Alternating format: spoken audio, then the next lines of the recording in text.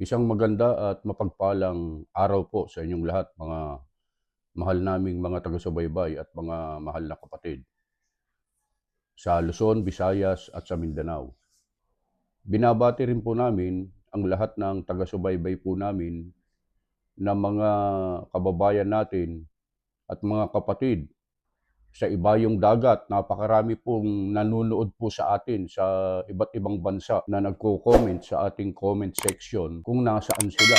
Mga mahal na kababayan at mga mahal na kapatid, pasensya na po kayo sapagkat hindi po namin maisa-isa na sagutin ang inyong mga comments na nagpapahayag po kayo ng inyong komento ukol din sa ating tinatalakay tungkol kay Epifanio Labrador. Ang taong ito talaga ay walang kredibilidad, hindi dapat paniwalaan, puro kasinungalingan at puro paninira lang ang kanyang alam na gawin. Mga kababayan at mga kapatid na sumusubaybay po sa atin, muli na naman pong ngumaungaw si Epifanio Labrador at kahit iba yung title ng kanyang upload na video, pero ang laman ng kanyang sinasabi at pahayag dun sa video ay tungkol na naman sa pagsira, pag-atake at patuloy na paglapastangan sa iglesia at sa pamamahala.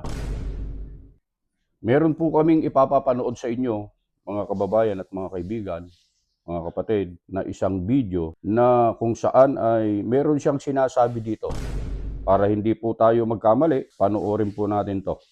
Na ang reliyon ni Iglesia ng Diablo na pinamumunuan ni Eduardo Manalo ay isang kulto. At kahit sinong tanungin ninyo, mapapari man, pastor man, ibang ministro man, isa lang pong sasabihin nila. At kahit sa Google, masasearch niyo po yan. Isang kulto po ang reliyon na to. Makikita niyo naman at marami pong natatauhan. Marami pong naniniwala.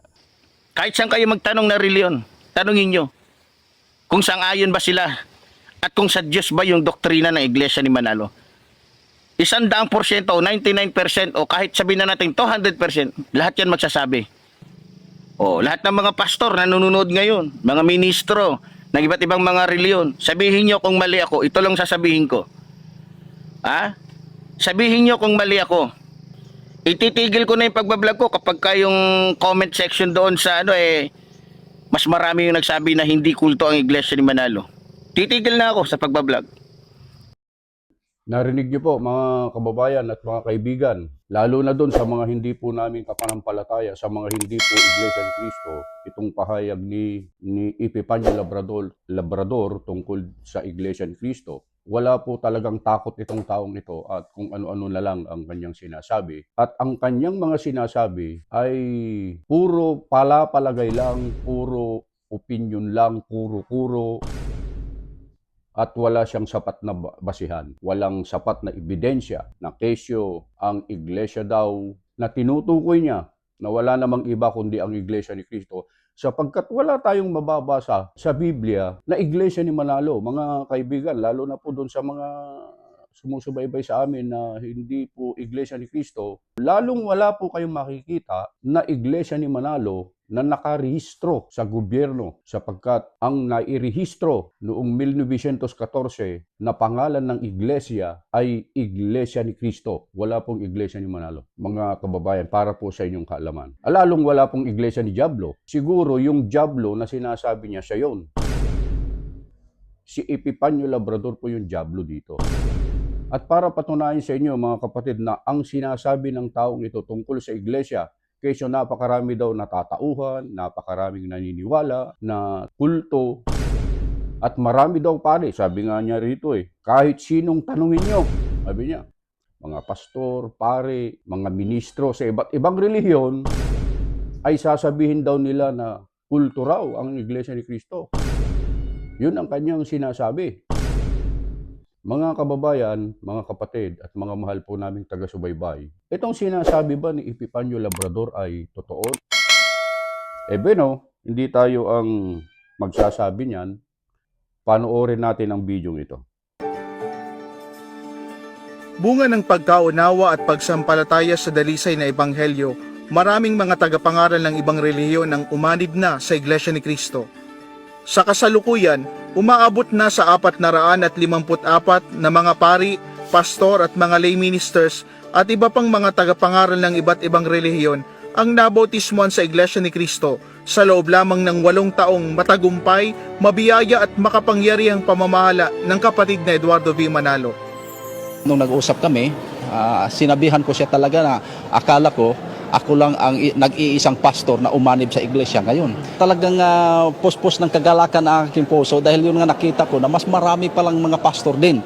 Hindi lang dito sa Pilipinas, hindi sa iba't ibang bansa na natawag na rin sa iglesia. Lalo nang lumalim ang panindigan ko na itong iglesia ni Cristo na kinaaniban ko ngayon ay ito na ang tunay at totoo na iglesia. Isang malaking biyaya na natanggap ko dahil ito pong matagal ko nang gustong makita at gusto kong makausap ay dito pa pala kami magkita dito mismo sa Sentral na tinawag na rin po pala siya sa loob ng Iglesia ni Cristo.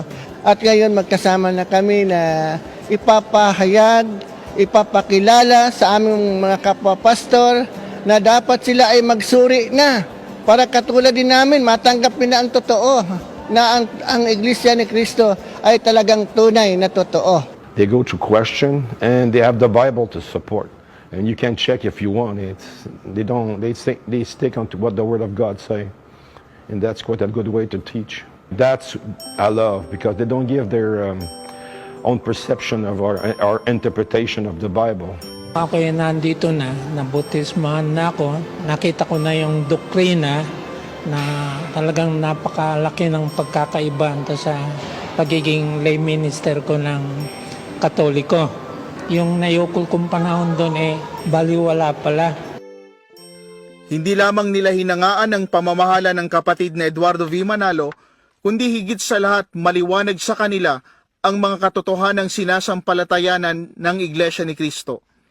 When we went to Chiba, Brother Eduardo V. Manalo, he lifted up the Bible and he said, even though I am the executive minister, I don't do what I want. I do what the Word of God said.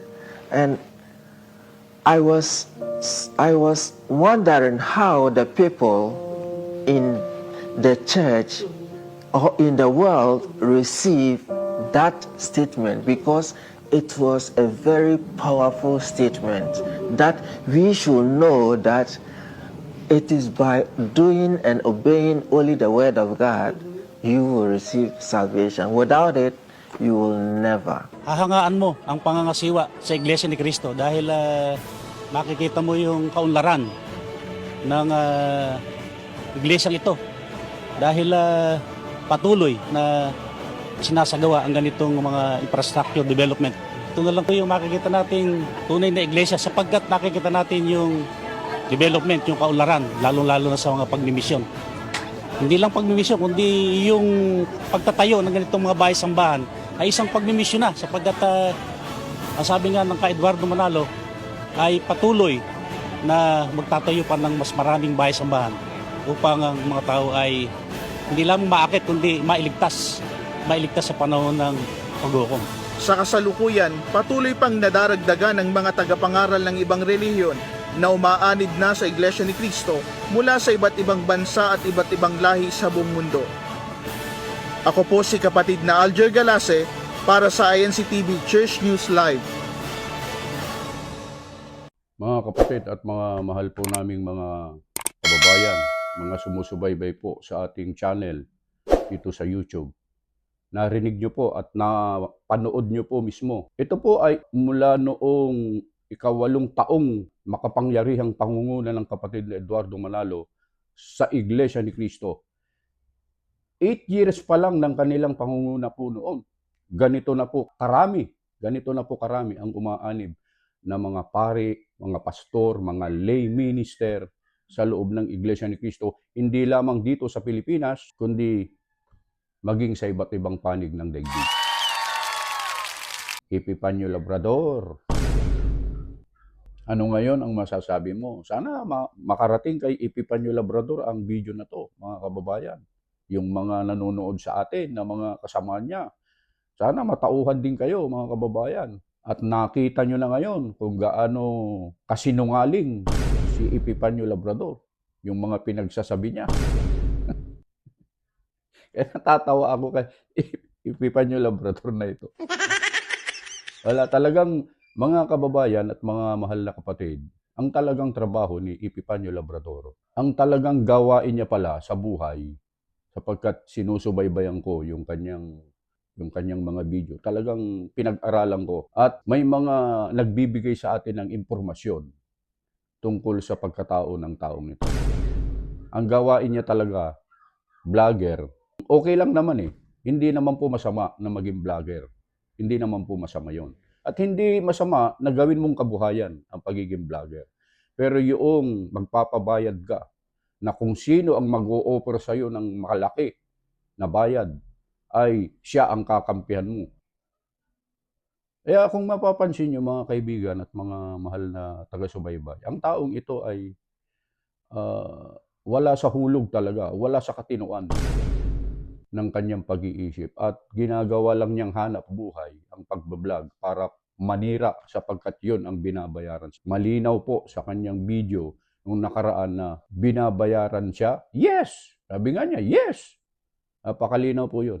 So mga kababayan, hindi naman yun ang pinag-uusapan natin dito. Ang pinag-uusapan natin dito ay ang kanyang sinabi tungkol sa iglesia na kesyo kulto raw, marami daw. Magtanong kayo, sabi niya, magtanong kayo, kahit magtanong kayo sa mga pari, mga pastor at mga lay minister na hindi iglesia ni Cristo, sabi niya. Sasabihin nila na ang iglesia ni Cristo raw, peke daw, kesyo hindi totoo, kulto. At sabi pa nga niya rito Ititigil ko na yung pagbablog ko kapag yung comment section doon sa mas marami yung nagsabi na hindi kulto ang iglesia ni Manalo. Titigil na ako sa pagbablog. Pasabi niya mga kababayan, mga kapatid, mga mahal naming mga taga-subaybay, kapag daw hindi kulto ang iglesia ni Cristo, ay titigil na siya sa pagbablog. Ano ito ngayon na panood niyo mga kaibigan, mga kababayan, mga mahal naming mga taga-subaybay? Napakalinaw po yung mga patotoo na inilalabas namin na hindi kami nagsasabi lang ng palapalagay namin o kuro-kuro. Yan po, napanood ninyo kung gaano karami ang naniniwala na mga pare, pastor, iba't ibang sekta ng relihiyon. Hindi lamang dito sa Pilipinas, kundi sa iba't ibang panig ng daigdig na umaanib na sumasama sa loob ng Iglesia ni Cristo at kumikilala, gumagalang sa pangunguna ng kapatid na Eduardo B. Manalo. Kaya itong taong ito, mga kababayan, mga kaibigan, mga mahal naming taga-subaybay, wala nang ibang ginawa kundi manira. Huwag kayong magpapapaniwala sa taong yan, lalo na doon sa mga nahuhutan niya, nauuto niya, o nung nakaraan na naman daw, sa video niya, nung may nagpadala na naman daw. Binasa pa nga niya yung pangalan sinearch ko yung mga pangalan, mga kaibigan, mga mahal na taga-subaybay, yung pangalan na yun nasa sementeryo na po, patay na po, nakalibing na po, yung mga matagal na pong naagnas, inuud na, yung mga pangalan ng mga taong binabanggit niya sa kanyang video, patay na po. Bakit niya sinasabing ganon? Para lamang po doon sa mga mind conditioning, ang mga susunod na manonood sa kanya. Ganon ang paraan niya para makakulimbat na naman. Para makahingi na naman. Gano'n ang estilo niya. Okay?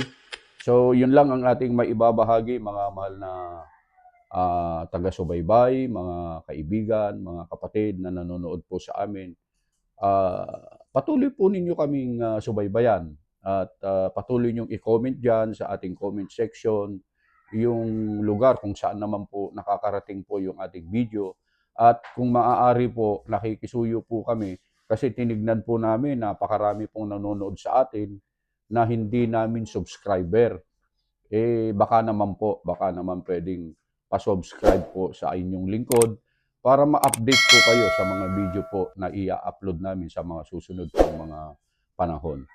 Ito lamang po ang aming maibabahagi sa araw na ito, mga kababayan, mga mahal na kapatid, mga mahal naming taga-subaybay. At mag-iingat po kayo sa inyong mga paggawa. Magandang araw po sa inyong lahat. Ito po ang inyong lingkod, Epipanyo Labrador.